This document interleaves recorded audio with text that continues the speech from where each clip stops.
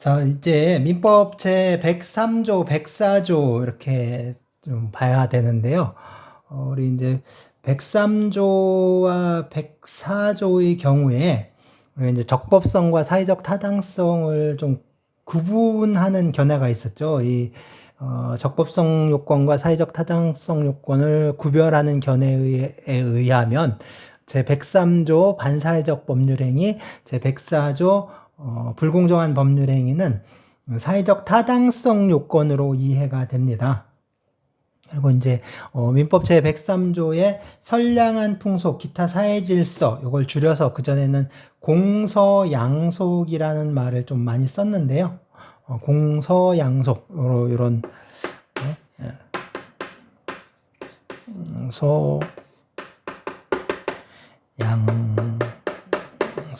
이런 표현들을 썼는데 최근에는 그렇게 많이 쓰진 않는 것 같아요. 공서양속. 그래서 어쨌든 최근에는 이제 반사회적 법률행위라는 용어를 좀 많이 선호해서 사용하고 있는 것 같습니다. 그럼 민법 제 103조에 이제 반사회적 법률행위에 대해서 규정을 하고 있는데, 그래서 103조가 어떤 사적 자체의 한계 원리다라고 이렇게 이제 보고 있어요. 그런데 이제 근대 시민법 원리와 관련해서 이게 이제 어떤 역할을 하느냐. 그래서 그 103조가 그 근대 시민법의 어떤 그 3대 원칙의 상위에 위치한 행동 원리다라고 이렇게 파악하는 견해가 있고요. 그게 아니라 그냥 그 사적 자체 한계 원리로 작용하는 거지, 이게 뭐 민법의 3대 원칙을 수정하는 그런 기능은 없다라고 보는 견해가 있습니다. 사실상 근데 시민법의 3대 원칙이라는 게, 일종의 그냥 정치 이념 같은 어떤 이념적인 형태이기 때문에, 뭐 크게, 우리가 좀, 신경 쓸 내용은 아닌 것 같아요. 자, 그리고 이제 선량한 풍속,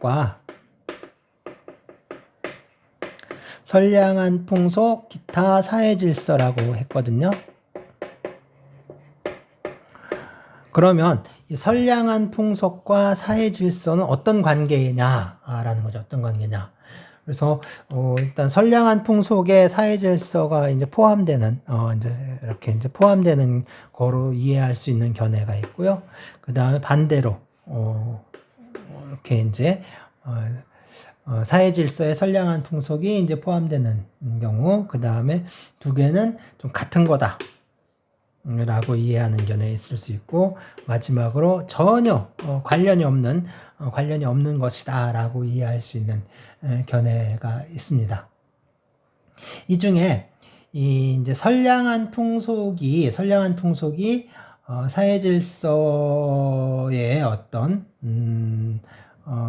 사회 질서를 포괄하는, 그러니까 이 경우죠. 이런 견해, 이제 사회 질서를 포괄하는 그런 상위 개념이다. 이게 상위 개념이다.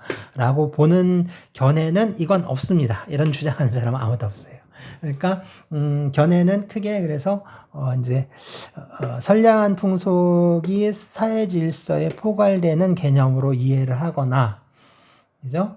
일종의 이제 사회 질서를 상위 개념으로 파악하는 견해가 있고요. 그 다음에 두 개를 이제 같은 것으로, 그러니까 어떤 법의 근본 이념을 표현하는 형식에 불과한 거지, 두 개는 좀 구별할 필요가 없다라고 보는 견해 있고, 그 다음에 이게 두 개는 완전히 서로 별개의 거야. 그래서 선량한 풍속이라는 건 일종의 어떤 윤리적 개념이라고 할 수가 있고, 사회 질서라는 거는 어떤 공공의 질서, 그러니까 공익적 개념이다라고 이해하는 견해. 뭐 이런 식으로 이제 다양한 이제 견해들이 주장되고 있습니다. 뭐 어쨌든 상관없죠. 뭐. 어쨌든 선량한 풍속이든 뭐 사회 질서에 위반하든 그 법률 행위가 무효가 되는 건 마찬가지입니다. 자, 그래서 선량한 풍속, 기타 사회 질서에 반하는 법률 행위는 뭐가 있느냐? 이걸 좀 유형화하는 문제인데요. 그래서 이제 보시면 뭐 정의 관념에 반하는 행위, 인륜에 반하는 행위, 그다음에 인격의 존엄 및 개인의 자유를 심하게 훼손하는 행위, 제한하는 행위. 그다음에 생존의 기초가 되는 재산의 처분 행위, 사행성이 현저한 행위, 뭐 이런 것들이 이제 좀 문제가 되는데 이런 식으로 유형화하고 있는데요. 사실 이게 어떻게 보면은 이제 이게 독일 민법 학자들이 이런 식으로 유형화했는데 그거를 좀 그대로 도입해서 그대로 이제 설명하는 경향이 있습니다. 그래서 이게 우리 사례를 기초로 해서 이런 식으로 쭉 유형화시켰다기보다는 외국에 있는 외국에서 유형화시킨 것들을 좀 이제 그냥 도입해서 설명하는 측면이 있어요. 자, 그러면 선량한 풍속 사회 질서가 이제 법률행위가 무효가 되려면 뭐가 필요하냐? 먼저 객관적으로 봤을 때 이 선량한 풍속 기타 사회 질서에 위반해야 돼요. 객관적으로 봤을 때 그러니까 어떤 반사회적인 그런 위반이 되어야 되고, 그다음에 이제 주관적으로 봤을 때는 뭐냐면 법률 행위를 하는 당시에, 그러니까 이제 법률 행위를 하는 당시에 이게 이제 사회 질서에 반한다라는 그런 사정을 인식하고 있어야 됩니다. 그 반사회적인 것이다, 반사회성에 대해서 인식하고 있어야 되는데, 요게 좀 뭐랄까, 이제 주관적 요건이 필요하지 않다는 반대견해도 있어요. 그래서 이게 순전히 이제 객관적인 것만으로도 충분하다라고 보는 견해가 있고요. 그다음에 이게 또 여기서 문제가 되는 게 이 동기의 불법. 동기의 불법이 좀 문제가 됩니다. 그래서 동기의 불법이 뭐냐? 보통 이제 우리가 법률 행위를 하려면, 그죠? 법률 행위 보면은 동기, 그죠? 효과 의사, 그다음에 표시 의사는 이게 사실은 그다지 의미가 없는 거죠. 표시 행위. 보통 우리가 이제 반사회적 법률행위라고 하면 이게 이제 법률행위의 주요 구성 부분이니까, 그러니까 효과의사와 표시행위가 이제 중요한 법률행위의 구성 요소이니까 이게 이제 법률행위인데, 그러니까 여기에 반사회성, 그러니까 불법적인 요소들이 있는 거예요. 불법적인 요소들이 반사회성적인 불법적인 요소들이 있으면 이게 이제 무효가 되는 건데, 문제는 여기에는 전혀 이런 게 없어. 불법적인 요소가 여기는 없어. 그럼 어디에 있냐? 여기에 있는 거지. 여기 동기에 이제 불법의 요소가 있는 거예요. 불법의 요소가 여기 있는 경우, 이런 경우에 어떻게 할 것이냐? 이게 문제가 되는 거예요. 이게 문제가 돼. 이거는 전혀 문제가 되지 않아요. 전혀 문제가 되지 않아. 예를 들어서 이제 그런 거죠. 도박 자금을 빌리는 거야.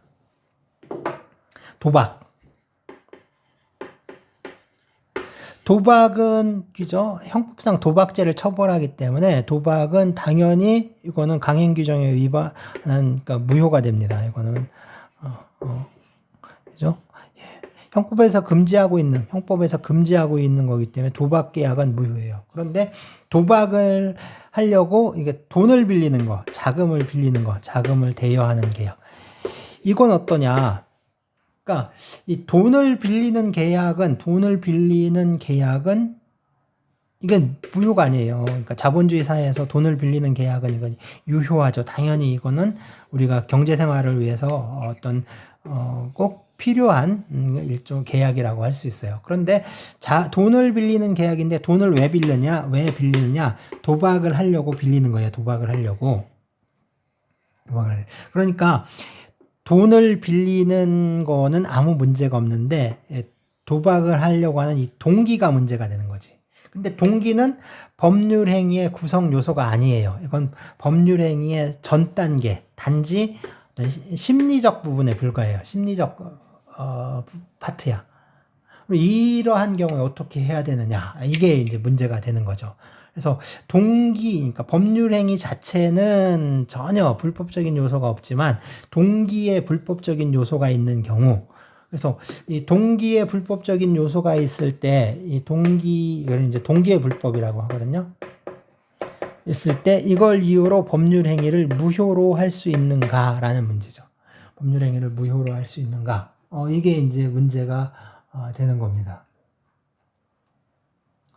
그래서 이 견해는요, 여기 학설을 대립했는데 일단 동기가 표시가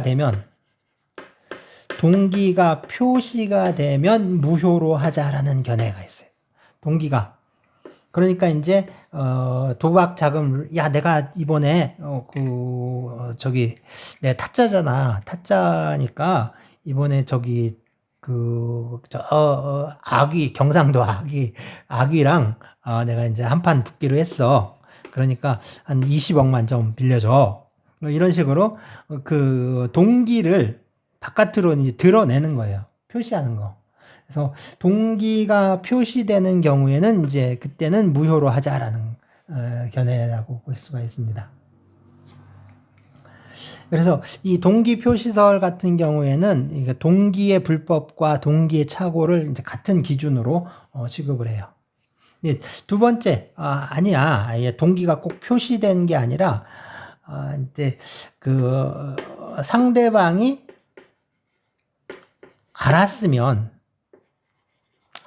상대방이 알 수 있었으면 그때는 무효로 하자라는 견해. 상대방 인식설인데요.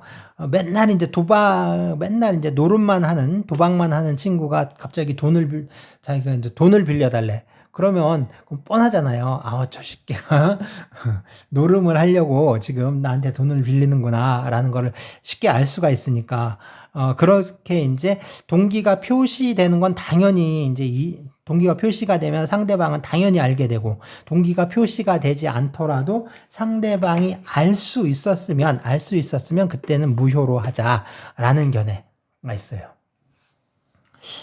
여기까지만 딱 하면 좋은데, 이제 학자들이 또 계속 한 마디씩 해요.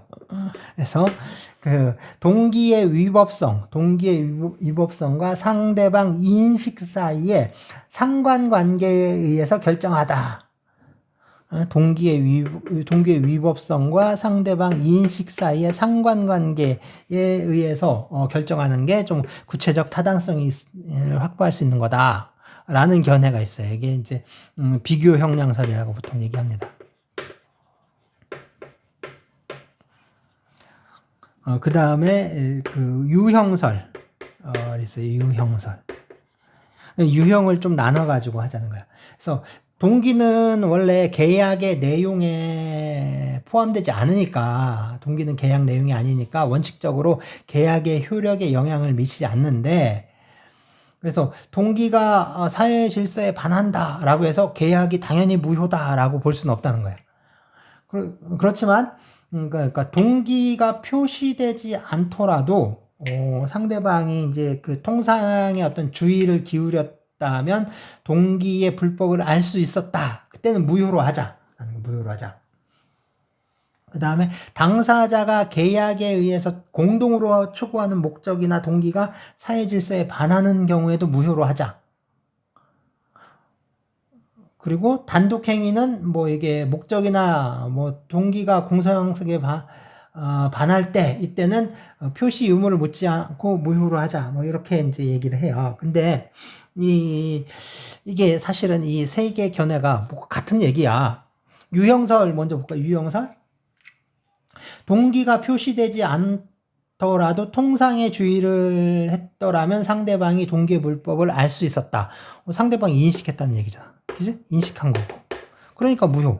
그 다음에 뭐 이제 그 당사자가 계약에 의해서 공동으로 추구하는 목적이나 동기가 사회 질서에 반한다. 공동으로 추구한다는 건 상대방에게 이미 알려졌다는 거잖아요. 그러니까 공동으로 했다는 건 상대방도 알고 있다는 거지. 그러니까 동기가 표시된 경우잖아요.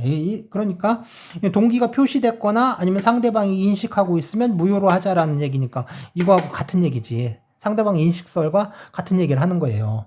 그 다음에 뭐 비교 형용설 이거 위법성과 상대방 인식 사이의 상관관계. 그게 뭔지.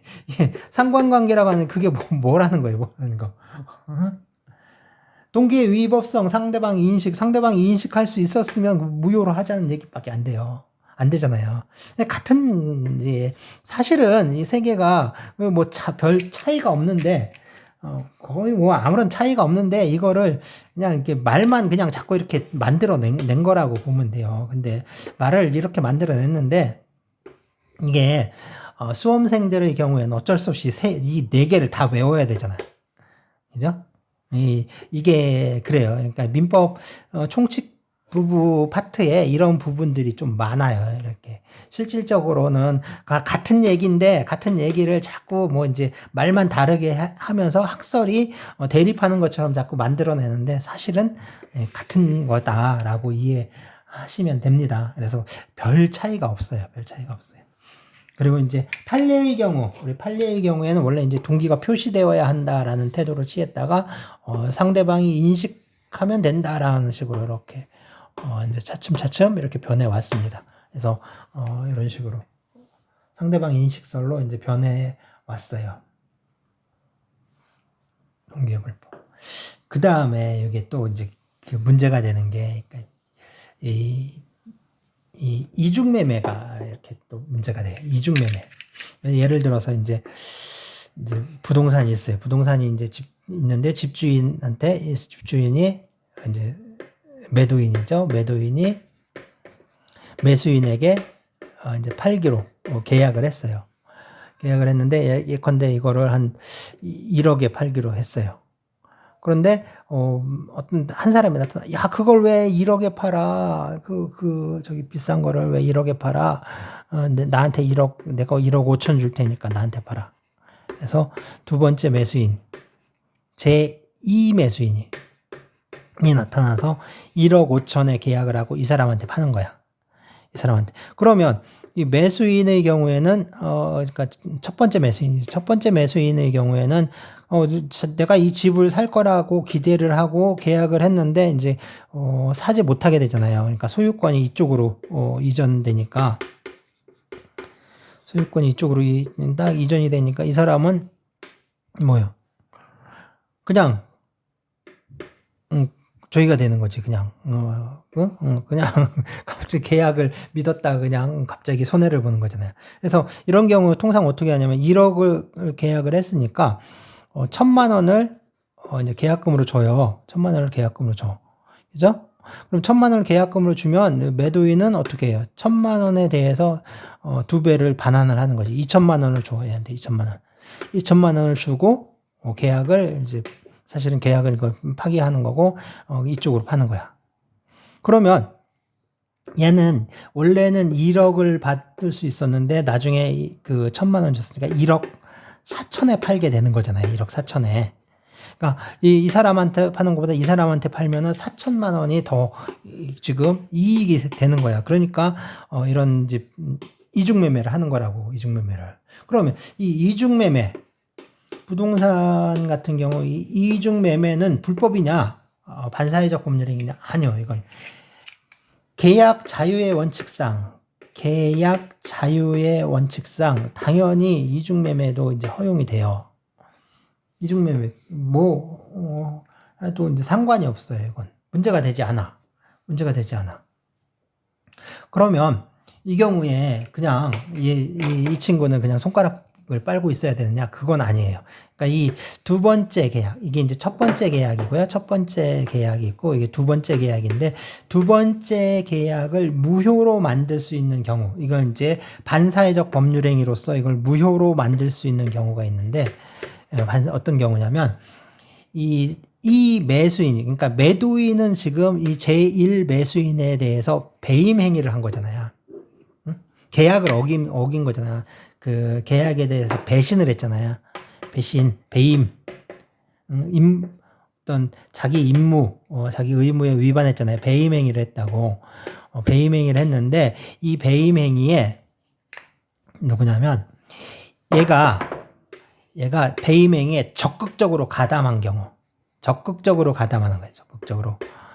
적극적으로 가담한 경우에는 이거를 이런 저기를 무효로 해요. 무효를. 그럼 적극적으로 가담한 경우가 어떤 경우냐? 이거는 그냥 단지 이중매매가 있다라는 것을 아는 정도로는 이게 이제 배임행위라고 적극적 가담이라고 부를 수는 없고요. 이거를 이제 이런 배임 또는 배신행위에 대해서 얘가 그걸 꼬시는 거예요. 유인. 하라고 이제 꼬드기는 거예요. 유인. 또 유인한다거나 그다음에 뭐 이제 이거를 교사는 이제 뭐냐면은 이제 얘한테 지시를 하는 거지. 그렇게 하라고 지시. 이제 지시를 하는 거야. 막 이렇게 이제 막 이거를 해라. 뭐 이렇게. 그다음에 아니면 적극적으로 협력.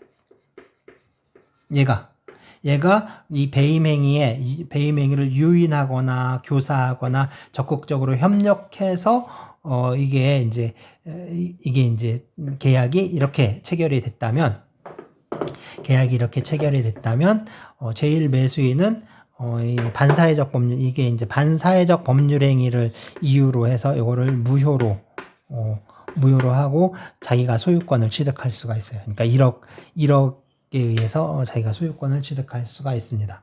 그래서 이 부동산 이중매매는 원칙적으로 계약 자유의 원칙에 의해서 무효가 되는 건 아니지만 제2 매수인이 두 번째 매수인이 이제 이 매도인의 배임 행위에 적극적으로 유인, 교사, 협력하는 것과 같이 적극적으로 가담하는 경우에는 이제 반사회적 법률행위로서 무효가 됩니다. 자, 반사회적 법률행위가 되면 법률행위는 무효가 돼요.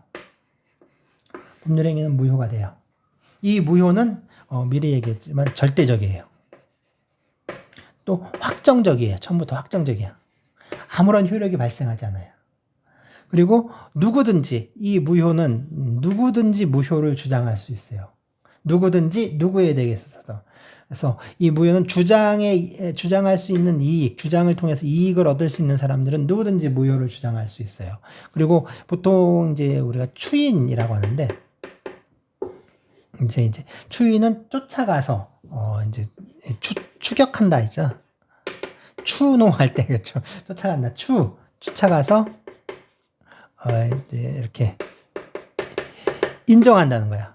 쫓아가서 인정하는 건데, 이게 이제 법률행위가 무효라는 것을 알았어. 그래서, 그러면은 우리가 이거를 유효로 만든 행위를 하자. 뭐 이런 적이에요. 그래서, 뭐 이제 그런 불완전한 법률행위의 효력을 나중에 유효하게 만드는, 그런 행위인데, 추인에 의해서 유효가 되지 않아요.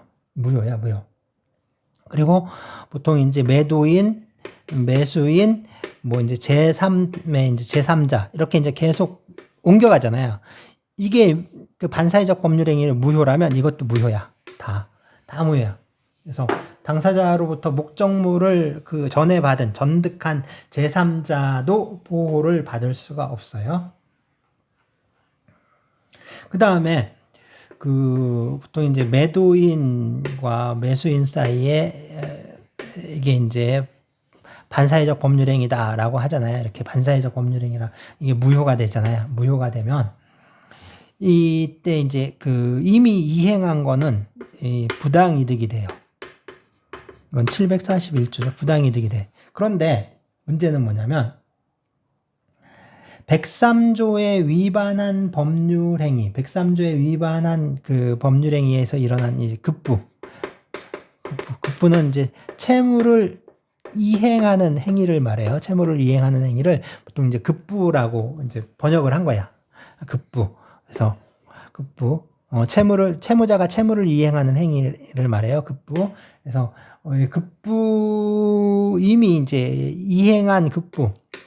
이미 이행한 급부는 부당이득이 되는데 이 103조에 위반하게 되면 이거는 뭐가 되냐면 불법 원인급여가 돼요. 그래서 746조.